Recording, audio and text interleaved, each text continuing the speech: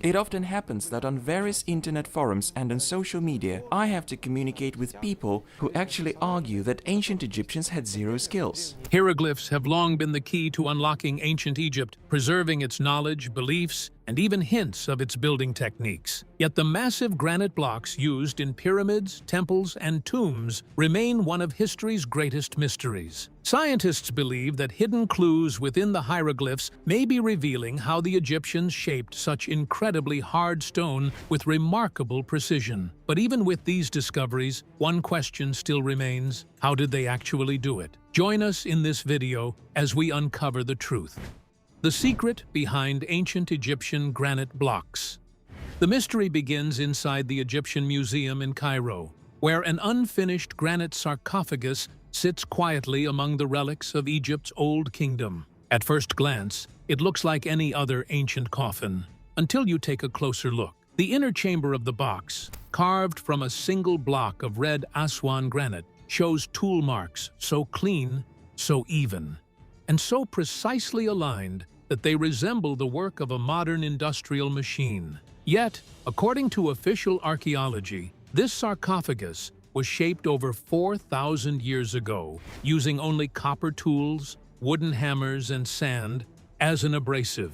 For Graham Hancock, this single artifact raised a major question. How could a civilization without iron or steel cut, smooth, and hollow out one of the hardest stones on Earth, granite, which ranks about 6 on the Mohs hardness scale, while copper only reaches about 3. In simple terms, copper is far too soft to bite into granite. At best, it can only scratch the surface. But the interior of the sarcophagus shows deep symmetrical curves and sharp right angles that suggest some form of rotary cutting or mechanical drilling. Researchers who studied the object recorded perfectly circular striations, fine spiral lines wrapping around the interior, consistent with marks left by a high-speed rotating tool. These were not random chisel marks or uneven abrasions. They were smooth, evenly spaced, and concentric, as though the stone had been carved by a modern core drill or precision lathe. To test this idea, engineers and stoneworkers attempted to recreate similar cuts using traditional copper tubes filled with quartz sand, exactly as Egyptologists claim the ancients did. The results were nowhere near as smooth, efficient, or consistent. Even with maximum effort, it took hours to cut just a few millimeters deep. At that rate, completing the interior of the sarcophagus would have required months of continuous drilling for every single inch. The energy, time, and precision required simply do not match the tools believed to exist in that period. Hancock was not the only one intrigued. British engineer Chris Dunn, who studied similar drill cores and sarcophagi, measured the spiral descent rate on the drill marks. The results suggested an extremely high feed rate, meaning the tool advanced through the granite faster than any copper drill could possibly achieve under human force.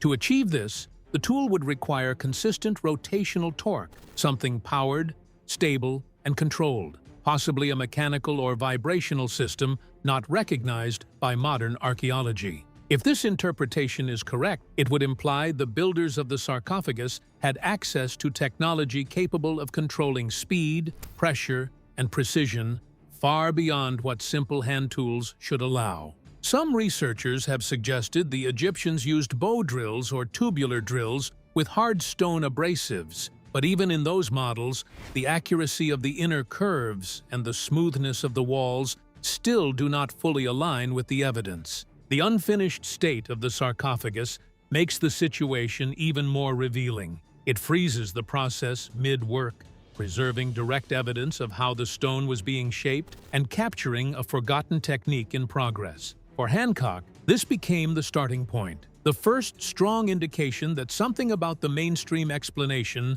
may not fully hold. To investigate what truly produced these precise cuts, he turned his attention to the ancient drill holes themselves, where traces of that same lost technology might still be preserved. Now that the secret of shaping granite blocks is known, could hidden mysteries have actually led to this discovery? Keep watching to find out. The mystery behind Egyptian drill marks. In the early 1980s, a team of researchers at the University of Pennsylvania Museum decided to study Egypt's stonework using modern scientific methods. They focused on one key piece of evidence: the drill holes found in granite and basalt objects across Egypt, especially at Giza and Aswan. Instead of guessing how ancient craftsmen worked, the team created silicone molds of the holes and the stone cores left behind. These molds captured the exact shape and surface texture of the drill marks, allowing scientists to study them under a microscope without damaging the original artifacts. What they discovered raised more questions than answers. The drill marks showed smooth, evenly spaced concentric ridges wrapping neatly around the cores. These ridges were not random scratches caused by uneven hand pressure. Even more surprising, the spacing between the ridges gradually changed along the length of the hole, meaning the drill's pressure, speed, or cutting force was being adjusted during operation. In modern manufacturing, that level of control requires machines capable of maintaining steady torque and speed, not simple hand tools. Another major discovery was the shape of the holes themselves. They were not solid, drilled holes. Instead,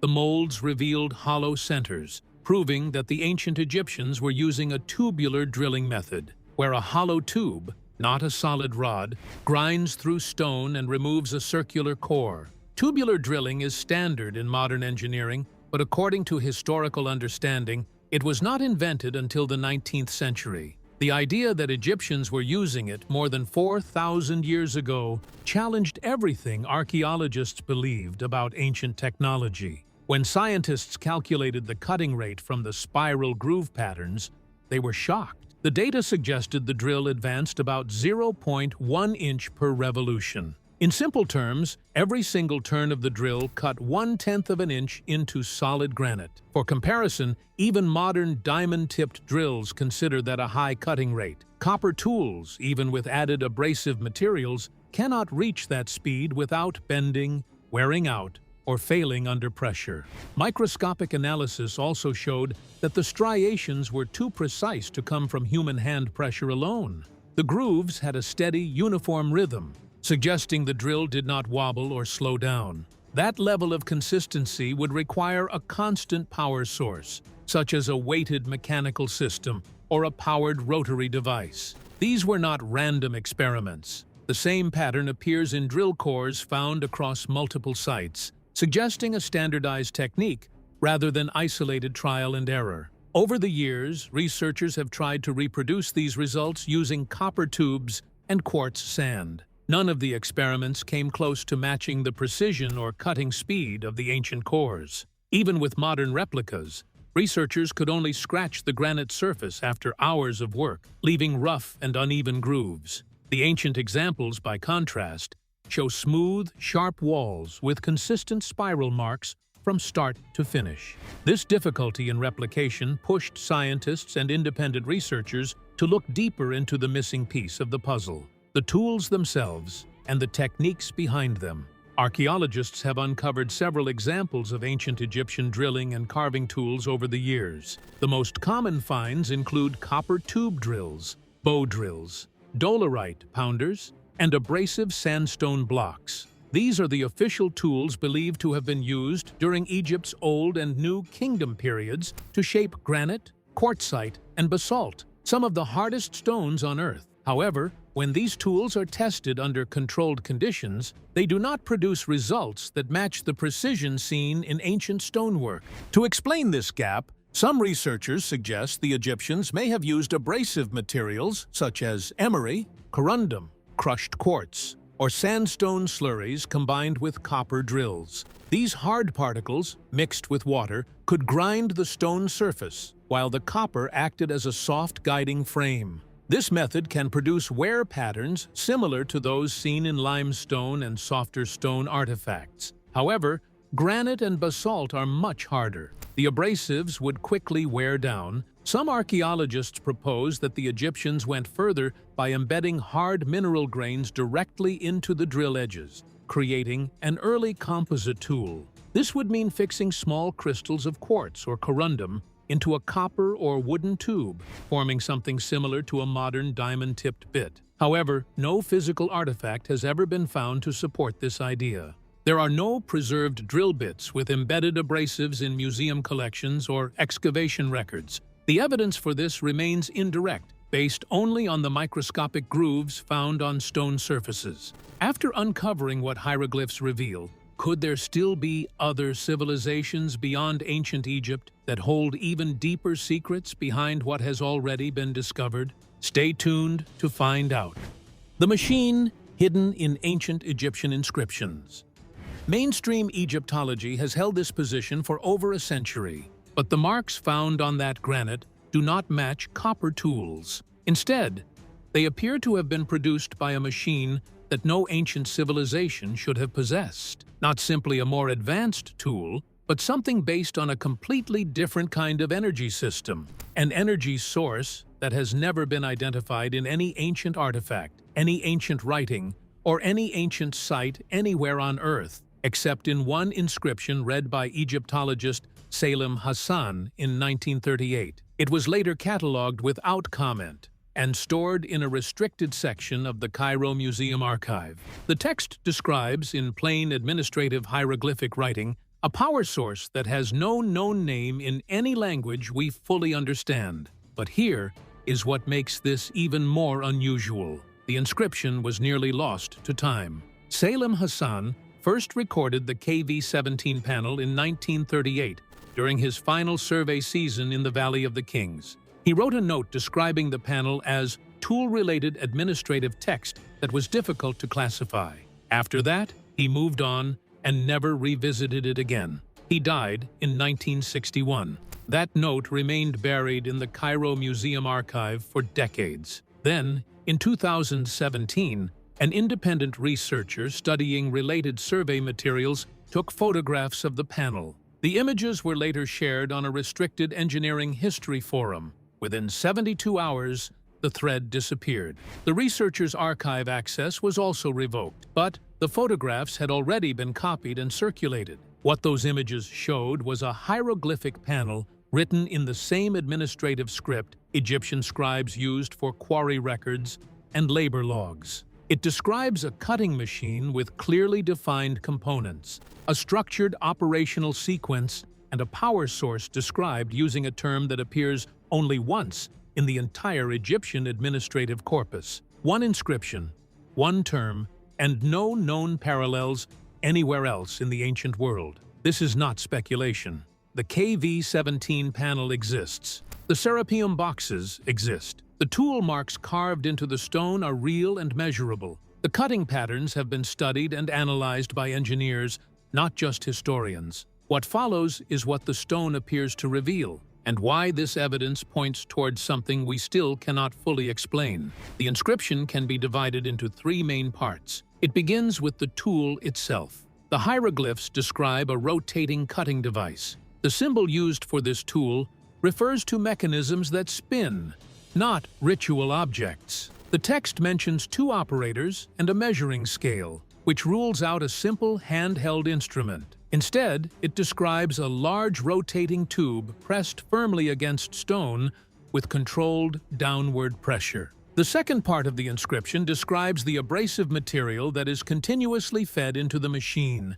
maintaining its cutting action throughout the entire process. The word is shefet, a paste mixed directly at the cutting site. Modern analysis of ancient quarry drill hole remnants from Aswan has identified crushed corundum within those holes. Corundum has a hardness of 9, the same material used in modern industrial grinding discs. This suggests that the ancient Egyptians may have prepared a corundum-based abrasive paste and fed it into a rotating tube against granite. This interpretation becomes even stronger when the inscription and quarry evidence are considered together, almost like a maintenance log and a parts receipt confirming the actual composition and function of a machine. But the third section is where the inscription moves beyond familiar and easily translatable language. This is the section describing the power source. The text uses the phrase nefer and petup, which is translated loosely as the perfect turning of the heavenly directive. The word nefer means perfect or optimal. The word pet refers to the sky or heaven. The word kadep means to operate or control a mechanism. However, the crucial term between them, the one that defines the nature of the turning, is a word that does not appear anywhere else in any known Egyptian administrative text, religious inscription, or literary record ever catalogued. One word, one inscription, and no confirmed parallel anywhere. Egyptologists who have examined it have offered different interpretations, including divine vibration, celestial resonance, and in one unpublished note from a 1992 review of KV-17 archive photographs, it is simply labeled Unknown Mechanism Type. The inscription is clearly attempting to describe a power source. It uses the most precise administrative vocabulary available, yet that same vocabulary leads directly to a term that cannot be confidently identified or matched to anything known in the historical record. What exactly are these hieroglyphs, and what stories and history do they carry that continue to push scientists to study them and uncover even more hidden meanings? Keep watching to find out.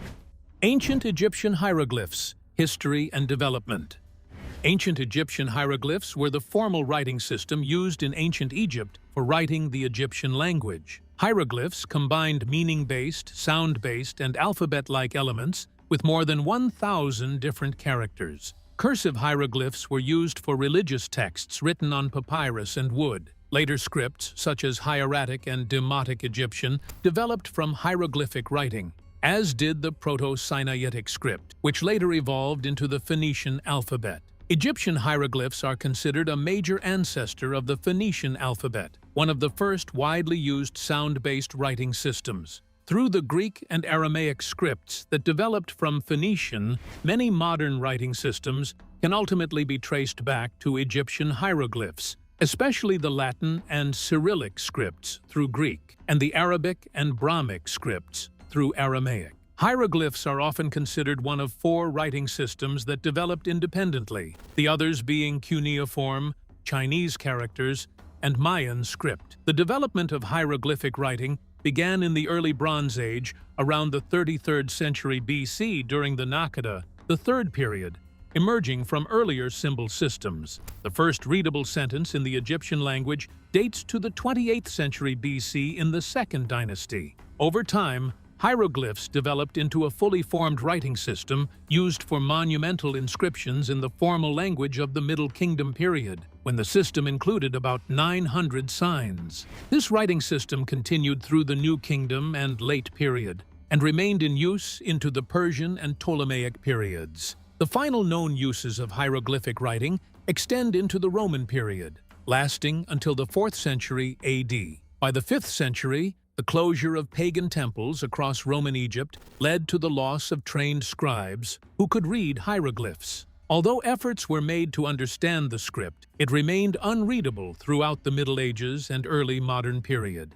Interest in hieroglyphs continued among medieval Arab and Egyptian scholars, spiritual thinkers, and collectors who studied artifacts and attempted to decode the writing by comparing sounds and letters between Coptic and hieroglyphs. The writing system was finally deciphered in the 1820s by Jean-François Champollion with the help of the Rosetta Stone. The complete ancient Egyptian written record, including hieroglyphic and hieratic texts, contains about 5 million words. If repeated texts such as the Book of the Dead and the Coffin texts are counted separately, the total may reach about 10 million words. The most complete dictionary of ancient Egyptian, the Wörterbuch der ägyptischen Sprache, contains around 1.5 to 1.7 million word entries. Hieroglyphs may have developed from earlier artistic traditions in Egypt, with symbols on Gurzian pottery from around 4000 BC suggested as possible early forms.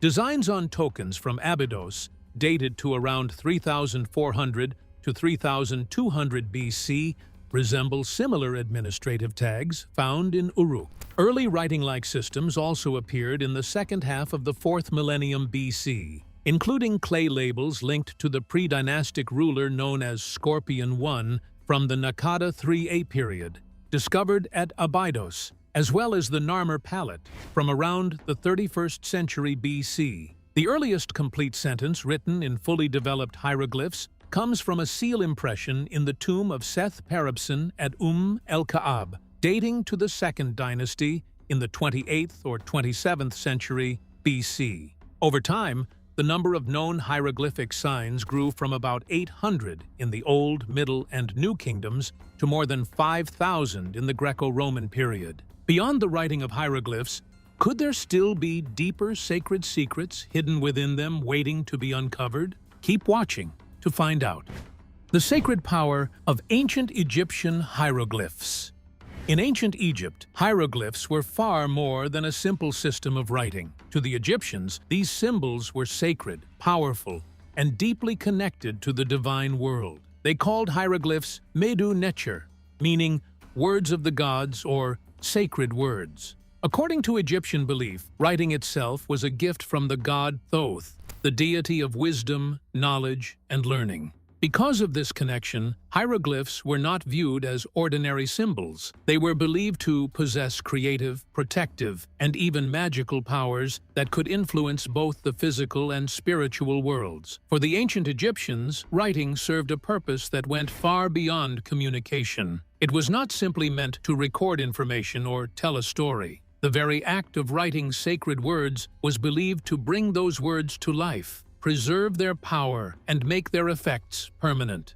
Hieroglyphs were thought to offer protection, maintain order, and strengthen the connection between humans and the gods. This belief explains why hieroglyphic inscriptions appeared on much more than papyrus scrolls and stone tablets. They were carefully carved onto temple walls, statues, furniture, tombs, funerary objects, monuments, and even everyday items, such as clothing. Wherever these sacred symbols appeared, they were believed to carry divine power and provide spiritual protection. One of the most striking features of ancient Egyptian temples is the sheer number of hieroglyphs that cover their walls. In many temples, almost every available surface was filled with inscriptions, creating an extraordinary display of writing and art. Remarkably, many of these carvings have survived for thousands of years and can still be seen today. At first glance, the inscriptions may appear purely decorative, but their true purpose was far more important. These hieroglyphs played a central role in Egyptian religious life and were closely connected to the meaning and function of the temples themselves. Even the ancient Egyptian word for temple reveals how important these structures were. The word was menu, derived from the verb men, which means to remain, to endure, or to be permanent. Temples were built from massive blocks of stone because they were intended to last forever.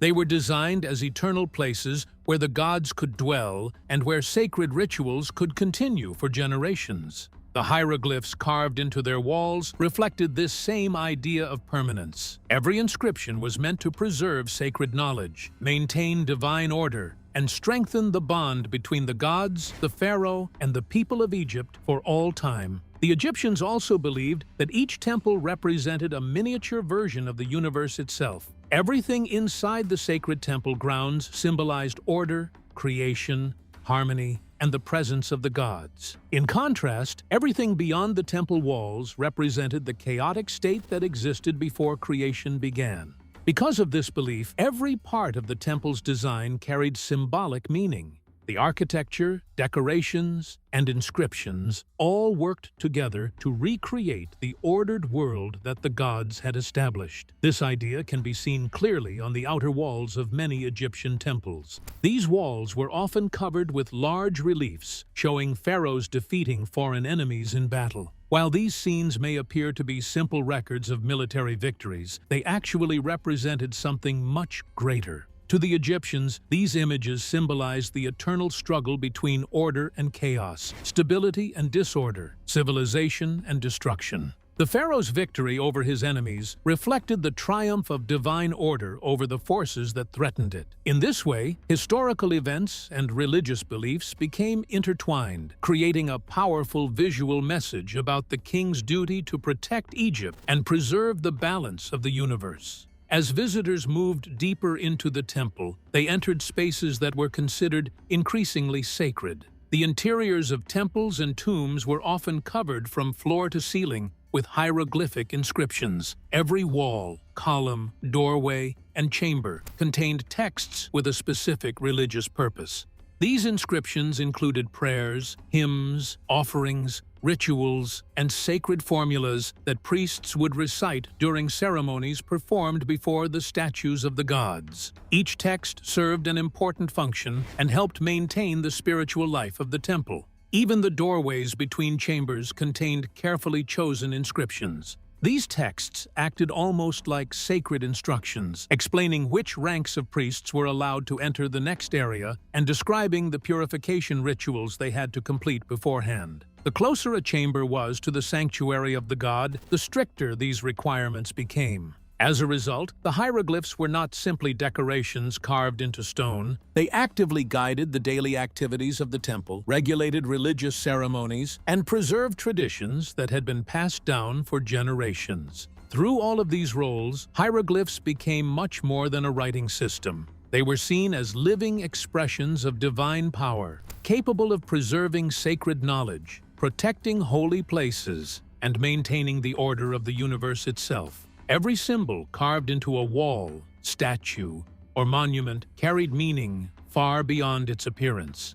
To the ancient Egyptians, these sacred signs were a bridge between the human world and the realm of the gods, ensuring that divine order would continue long into eternity. Beyond the discovery, let's take a step back and return to the very beginning, where the whole story first started in history. The stone that built ancient Egypt. Egyptian granite is far more than just a beautiful stone. It is a natural igneous rock formed from minerals such as quartz, feldspar, and mica, and it has earned a reputation as one of the finest types of granite in the world. Its exceptional quality comes from its incredible strength, durability, and ability to withstand the passage of time. In fact, some of the greatest proof of its remarkable qualities can still be seen across Egypt today. Thousands of years ago, the pharaohs chose granite to build some of their most important monuments, including pyramids, obelisks, temples, and statues.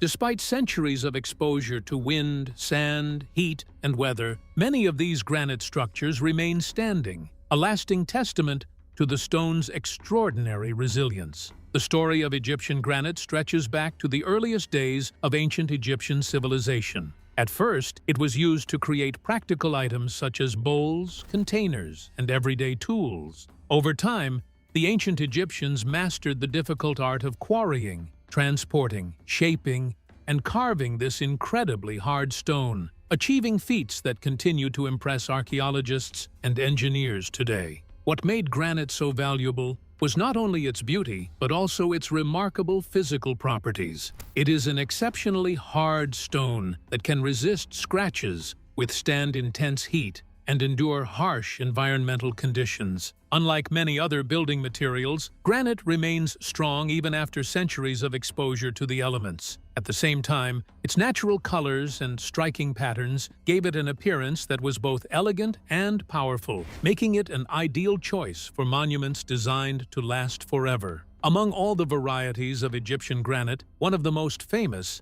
is the red granite of Aswan. This stone played a major role in ancient Egyptian architecture and became one of the preferred materials for royal projects. Its warm, reddish color, outstanding durability, and resistance to erosion made it highly desirable. As a result, it was frequently used for statues, obelisks, temples, and royal sarcophagi. Even today, many surviving monuments carved from Aswan granite continue to display their beauty and strength. In ancient Egypt, granite came to symbolize power, authority, prestige, and wealth. Because it was so difficult to quarry and shape, any monument made from granite demonstrated the resources, skill, and influence of those who commissioned it. The use of granite sent a clear message about status and strength, making it a favorite material for kings, queens, and powerful officials. Granite was also transformed into a wide range of decorative and artistic objects. Craftsmen used it to create beautiful vases, sculptures, ornaments, and even jewelry. One of the finest examples of ancient Egyptian craftsmanship is the seated statue of Khafra, which can be seen today in the Egyptian Museum in Cairo. Carved from a single block of dark diorite, a stone closely related to granite, the statue is so skillfully made that it appears almost lifelike. Looking at it, one can easily imagine a real ruler seated calmly upon his throne, his arm resting naturally on his knee. Another impressive example is the famous statue of Ramesses II, located at Luxor Temple in southern Egypt. This enormous monument was carved from a single block of red granite, showcasing the remarkable skill and determination of the craftsmen who shaped it. The statue remains one of the many examples that demonstrate how masterfully the Egyptians worked with stone. Granite also played a crucial role in the construction of the Great Pyramid of Giza, also known as the Pyramid of Khufu. Inside this wonder of the ancient world, red granite was used extensively in important chambers and structural elements. The king's chamber, in particular, is lined with massive granite blocks that continue to amaze visitors and researchers alike. Similar uses of granite can be found in many other pyramids, further highlighting the stone's significance in royal architecture. The stone was frequently chosen for statues of kings and queens because it perfectly represented strength, stability, and authority. Beyond monumental sculptures, granite also appeared in furniture, decorative objects, and valuable treasures discovered within temples and royal palaces. Its presence in these settings reflected both its practical value and its symbolic importance. Luxor Temple is home to one of the most famous granite monuments in Egypt, a gigantic red granite obelisk that rises more than 82 feet into the sky. Could these remarkable findings eventually reshape our understanding of human history and everything we thought we knew about the ancient world? Share your thoughts in the comments section below. Thank you for following the archaeologists' discoveries about the hieroglyphs. Do you think the results lived up to what the researchers expected to find? Don't forget to like and subscribe. Click the next video on your screen to explore more stories. See you there.